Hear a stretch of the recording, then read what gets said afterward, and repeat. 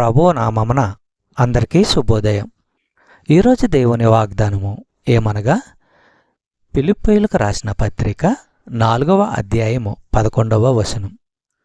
నాకు కొదువ కలిగినందున నేనేలాగూ చెప్పుటలేదు. నేనే స్థితిలో ఉన్ననో ఆ స్థితిలో సంతృప్తి కలిగి ఉండ నేర్చుకుని ఉన్నాను.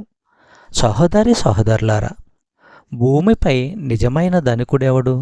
తనకున్న దానిలో తృప్తి చెందేవాడే నిజమైన ధనికుడు. తృప్తి అనేది పౌలు నేర్చుకున్న గుణము స్వతహాగా అతనికి ఉన్నది కాదు. దేవుని నమ్మిన వారి హృదయాలకు కావలి ఉండే శాంతితో పాటే ఈ తృప్తి కూడా ఉంటుంది.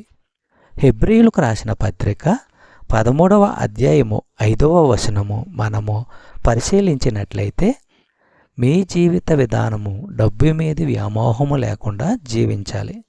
కలిగిన దానితోనే తృప్తి పడుతూ ఉండాలి. ఎందుకంటే ప్రభువు తానే ఇలా అన్నాడు, నేను నిన్ను ఎన్నడూ చెయ్యి విడువను, ఎన్నడూ వదిలిపెట్టను. సహోదరి సహోదరులారా, లోకములో సిరి సంపదలన్నిటికంటే మనతో దేవుడు ఉండడమే ఎంతో మేలు. ఆయన మనతో ఉంటే మనకు అవసరమైన వాటన్నిటినీ ఇస్తాడు. ఆయన మనలో ఉండడం ద్వారా అన్ని విషయాల్లోనూ తృప్తిగా ఉండడం మనము నేర్చుకోగలుగుతాము.